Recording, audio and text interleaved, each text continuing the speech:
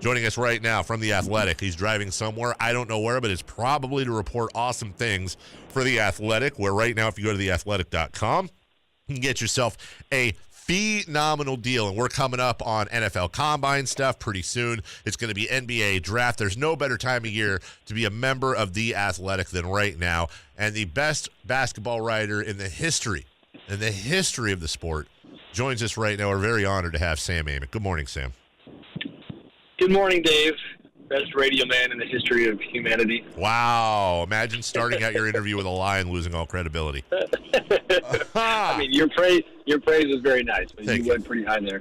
I'm heading to Boston, buddy. You seem curious about where I'm going. Wow. That's the destination. Are subscriptions really that low that you have to drive to Boston? I'm driving to the airport, and my gosh, I don't envy the folks with more conventional jobs who have to get to an office in downtown Sacramento every morning by a reasonable hour. This traffic's pretty brutal. You are as connected as can be, so I don't want to put you on the spot, but do you have the results of the MRI for Marvin Bagley yet? I do not. Okay, no. Because I don't think it's happened yet. Yeah, I don't. And honestly, while packing bags and trying to get out the door, I'm guilty of not trying to hunt that down all that hard. I just know that I was at the game last night, and from a vibe and feel standpoint, certainly a lot of concern. The video painted a grim enough picture when it comes to the pain that he was in, and then some weird stuff after the game where they were kind of working on his knee in the locker room, and some reporters were kind of around and seeing stuff that they typically don't see, and it just everybody was, from media to teammates, coaches, all the above, certainly wishing for the best for him, but it did not look good. Marvin Bagley left walking out of the arena. We saw the video of that. He was wearing a knee immobilizer. From what I've been told, MRI scheduled for this morning. Best guess is we will have results sometime around noon, 1 o'clock. Again, that's a best guess, and that will be during the Lowdown show from noon to 3 with Damien and Jason. Sam will, I think, most likely be in the middle of the country at that point on his way to Boston. So you did watch last night's game. Pretty good effort, pretty damn good effort by the Kings against the Bucks team that's won 18 of 20 after they lost Bagley to send that thing to overtime. But what were your big takeaways other than the Bagley injury? I mean, on the positive side, since you're clearly, needing some of that this morning, I can tell by the tone of your last segment that folks are frustrated, and it's such a fascinating thing to see these fans that never saw any of this coming, and then certainly, with good reason, getting kind of greedy where you want a game like this against a good Milwaukee team. These Kings keep showing an ability to not ever really be out of a game. I don't know the biggest lead, it was 15, 16, 17, got behind quite a bit, and, more synergy and rhythm, I thought, when it comes to De'Aaron and Buddy and rotations and all the talking points of the last week or so. That last play, though, that you highlighted, certainly was the talk of the press room, or that late play, rather, with De'Aaron and Eric Bledsoe, and questions about what happened there and why there wasn't a high screen or something to get, Bledsoe off of De'Aaron. And again, on the positive side, but for the Bucks, it was, that was incredible defense. That was one of the better defensive showings, kind of one play that I've seen in quite some time. So, I mean, it's one of those, I don't blame fans for having that one hurt, because not only did you have it right there, but the Bucks didn't play well at all by their standards. Giannis had 5 points at halftime, but what's remarkable is you look up and they got 73 points with him having 5 points at halftime. I mean, they shoot the heck out of the ball, and they're deep. So, they got threats all over the floor. Well, and you bring that up, obviously we're in Sacramento. We're focused on the Kings losing in their playoff hunt. We're focused on Marvin Bagley being injured. But one thing that we really haven't talked a lot about, and you alluded to there, was Giannis Antetokounmpo playing 24 minutes in an overtime game. He sat versus the Bulls, and the Bucks win over the weekend earlier this week there to rest that knee.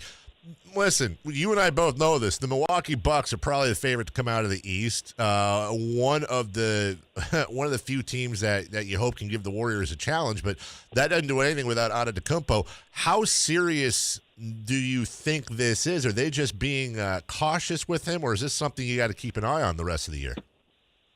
It sounds like it's something you got to keep an eye on the rest of the year. And I was a little slow to kind of pick up on this.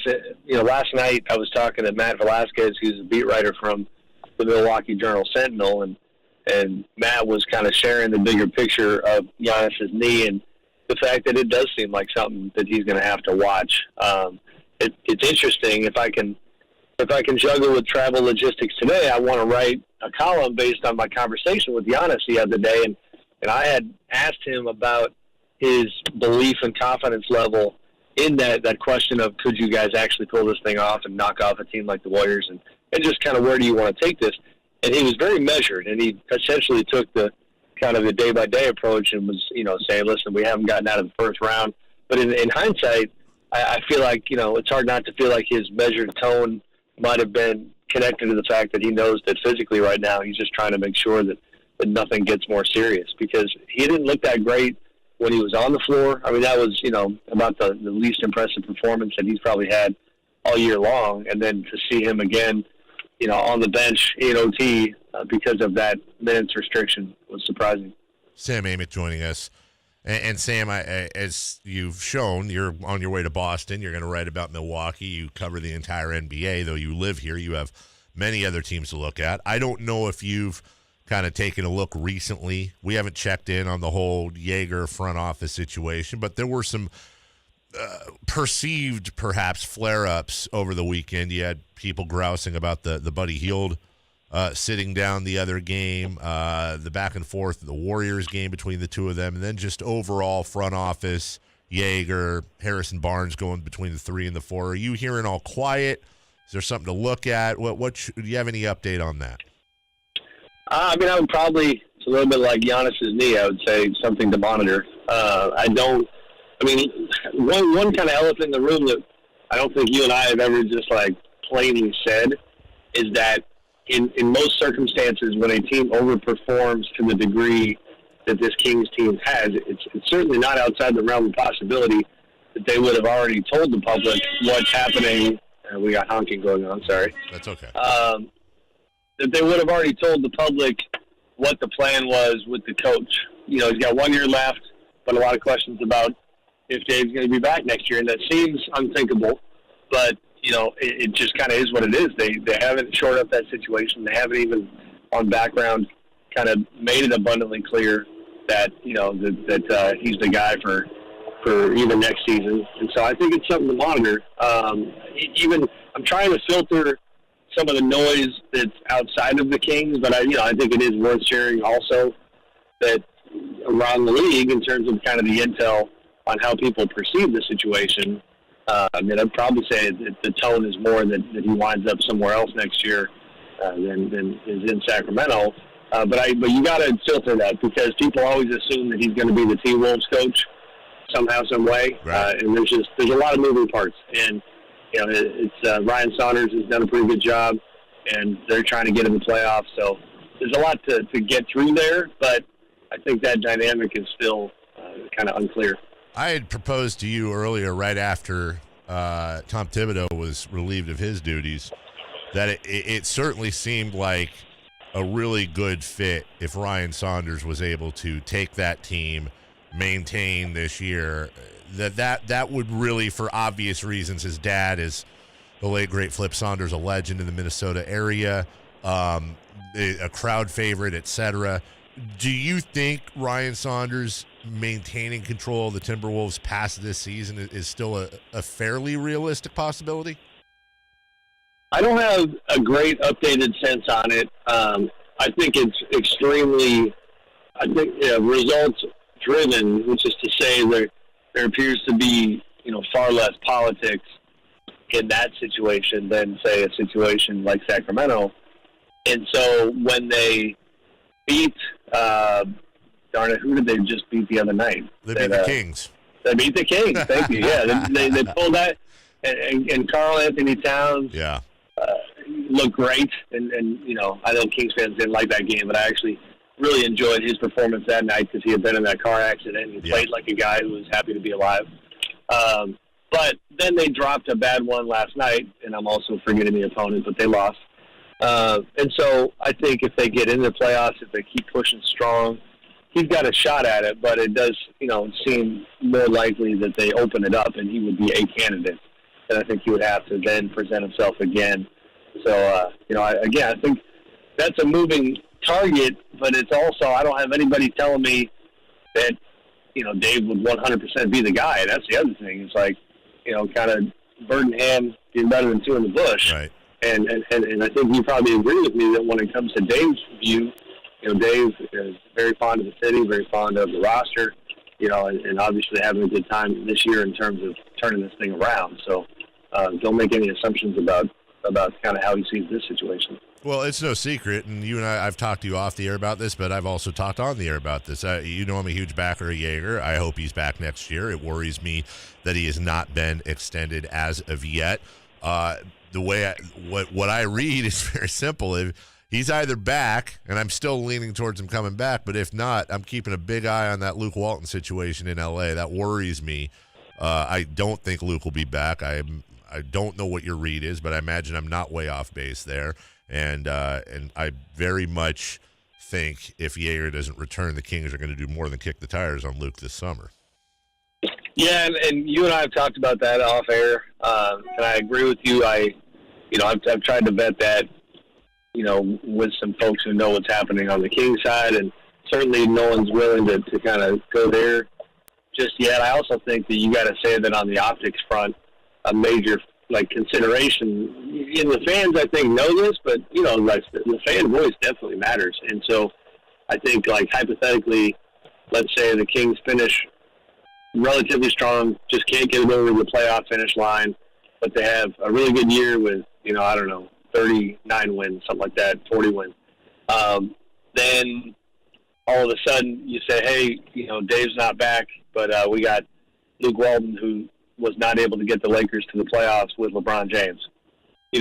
Those optics, I think, could be tricky. Luke, what'll be fascinating is, what is Luke's, what is his kind of public persona? And, I mean, he's gone from being, the up-and-coming sexy new coach to the guy who's been through it a little bit with the Lakers. And so it's not necessarily a home run hire in the eyes of some fans, I think, whether it's the Kings or any other team. So, again, a lot to get through, but yeah, that name has certainly been floating around. You've got some easy dots to connect when it comes to Vivek and his time with the Warriors when Luke was an assistant coach there. Yep. You've got the Lakers ties with Lottie and his history in Lakerland. So, and listen, I do think Luke's a good coach, and he's only going to get better. And so if you thought that it was a good guy to have with the young group, I could see them thinking about it. Well, and there's something we're missing in all this, Sam, and I don't know what it is, and you're smarter than me. But I think that, listen, fans have had plenty of issues, and there's been plenty of things with Joerger's lineups and rotations and not starting Bagley and blah, blah, blah. But I think if we're sitting here over the summer, and you go, okay, the rest of this year, Sam, the Kings have the third easiest schedule left in the NBA. To this point, they've had the third toughest, which is a little weird. I don't know if they're going to make the playoffs, but I do think it's fair to say it's probable that they're going to finish 500, if not maybe a game over 500. I think 500 is very, very reachable. I can't imagine a world in which Dave Joerger takes his team to 500 or better and isn't able to come back unless, and that's my question for you, Sam, are you starting to sniff a little bit of Doug Collins, Phil Jackson, a little bit of Mark Jackson, Steve Kerr? Do you think there might be that thought that he's the guy that got us to the hump, we need someone else to get us over the summit? Yeah, and again, I think transparency is good. You and I have gone down this road, but and I didn't tell you this when we talked about this the other day. It's sure, interesting parallel. Mark Jackson had it had been a slower build, and this thing just went from, not 0 to 60, but it went from 15 to 70 real quick in Sacramento in a good way. Yeah. Meaning that nobody saw this happening. So I think it's a little, sure, somebody might be thinking that, but I think it's a little simplistic to I think that would honestly be, if that, let's make it clear, these are hypotheticals. But if that is what ends up happening, I, right now, would argue strongly that that's cover for other stuff. It's cover for relationship dynamics that could not get resolved. It's cover for, a matter of taste, personality-wise. I mean, listen, Dave's, it's not a real secret. He has had some friction with front office people in the past in Memphis. He's also not by any means unique when it comes to head coaches in this league being intense, being tricky at different times. I mean, these jobs, these guys get paid a lot of money. Yeah, they do. But it's also like 82 games is long. You're all in the same room, day in, day out, breathing the same air, trying to find solutions. It's a real intense experience where I just think sometimes people are rubbing each other the wrong way. And I don't know all the details recently, but yeah, like as recently as yesterday, I was getting some sense that it's just been a little tight lately. And some of that stuff you've seen is tied to the public stuff that you already mentioned, like the Buddy situation. I love how Buddy's always trying to diffuse, media stuff, and I don't really know Buddy at all, but I respect that he tries to keep things positive.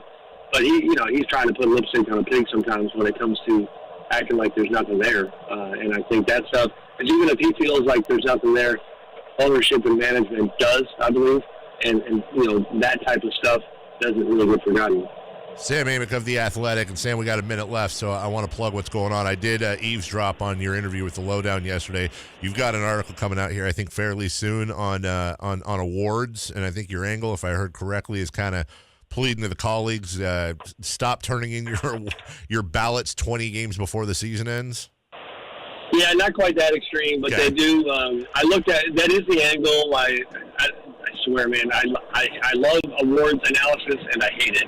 It's exhausting. I'm already second-guessing certain things. I didn't make my picks. I basically said, here's who I'm still considering. So I tried to whittle down my individual list on each award, and then I came up with a little system that was like mind made up meter, scale of 1 to 10, how much is my mind already made up.